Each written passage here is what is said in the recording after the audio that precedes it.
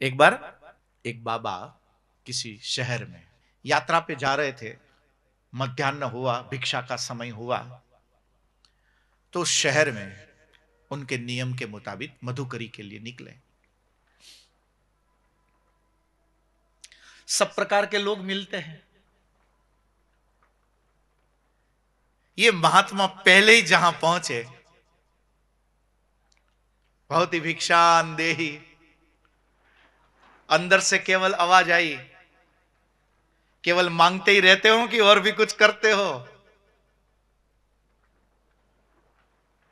ऐसे साधु को कभी गुस्सा आता नहीं है, बस वो साधु हो।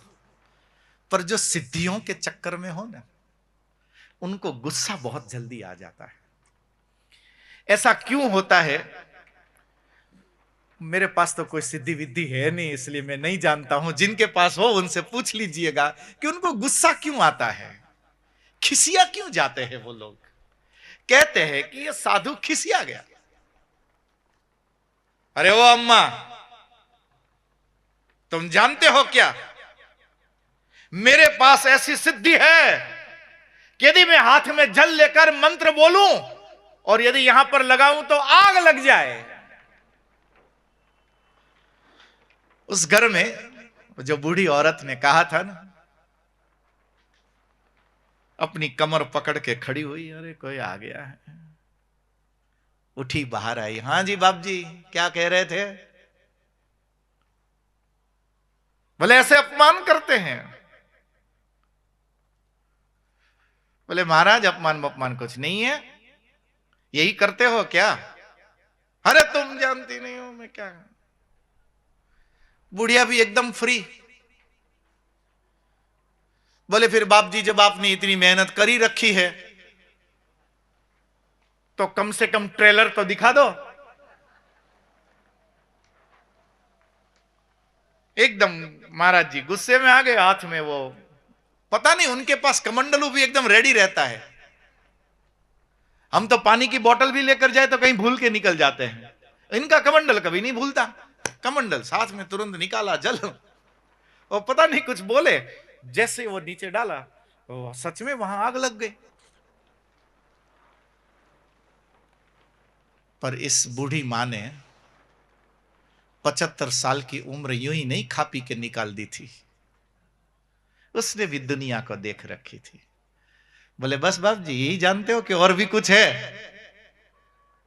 बोले तुम्हें ये कम लग रहा है? 50 साल तक मैंने हिमालय में बैठकर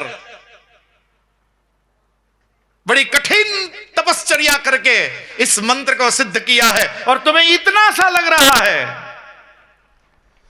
बोले बाप जी ज्यादा मत चिल्लाओ, आवाज बैठ जाएगी आपकी। धीरे से आवाज लगाई। बूढ़ी मां ने, उसकी पुत्र वधू घर में काम कर रही थी। बहू, बेटा रसोई में से माचिस लेकर जल्दी आना। पुत्र वधू माचिस लेकर आई और बोले हाँ जी मां। बोले बेटा कुछ करना कुछ नहीं है, इससे एक तिल्ली जला तो उसकी पुत्र वधू ने उस माचिस से एक तिल्ली जलाई। बोले मां अब क्या करना? बोले करना तो बहुत कुछ है, पर अभी बुझा दे। बोले बाप जी, जिस सिद्धि के चक्कर में आपने 51 साल लगा दिए ना, यह सिद्धि मेरी बहू के पास 50 पैसे में आती है। 51 साल आपने अपनी जिंदगी के बस केवल आग ही लगाने में लगा दिए।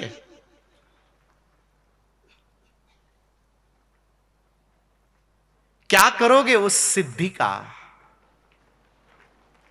जो सिद्धि आपके ऊपर अहंकार बनकर तांडव करती हो? और गोस्वामी जी ने यहां कहा कि जो सुमिरत सिद्धि होई, यदि आपका स्मरण दृढ़ है तो गोस्वामी जी कहते हैं कि सिद्धि तो प्राप्त होगी, और यदि गोस्वामी जी ने कहा है तो निश्चित होगी।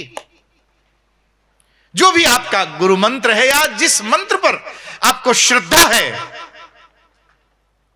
शरीर के लिए इतना करते हो, हेल्थ के लिए इतना करते हो, वेल्थ के लिए इतना करते हो, तो थोड़ा सॉल के लिए भी कुछ हो जाए, इसलिए मंत्र गाइए। तो जो सुमिरत सिद्धि होई, जिसका स्मरण करने से आत्मबल प्राप्त होता है। तो गोस्वामी जी को भी किसी ने पूछा कि आप भी वही माचिस वाली सिद्धि की बात करते हो कि आपकी सिद्धि कुछ और है? क्योंकि हो सकता है कि सबके क्राइटेरिया अलग अलग हो। पेन तो पेन ही होता है ना, पर यदि हेडेक होता हो तो हो सकता है कि किसी आई स्पेशलिस्ट के पास जाना पड़े। हो सकता है कि यूं ही कुछ गैस्ट्रिक प्रॉब्लम की वजह से हेडेक हो रहा हो सकता है कि बहुत ज्यादा ट्रैवलिंग कर ली, ठीक से आराम करने को नहीं मिला, इसलिए हेडेक होता हो। पर पेन एक ही जैसा नहीं होता है। यदि यही पेन यदि कार्डिक पेन हो तो मेडिसिन भी बदल जाती है और उपचार करने का तरीका भी बदल जाता है। एक का काम तो डिस्प्रिन से चल जाता है, पर दूसरे का काम डिस्प्रिन से नहीं होगा। ठीक ऐसे ही गोस्वामी जी को किसी ने पूछा कि महाराज आपकी सिद्धि कौन सी वाली है, आप किसके स्पेशलिस्ट हैं? तब गोस्वामी जी ने कहा कि साधन सिद्धि राम पद ने हूं।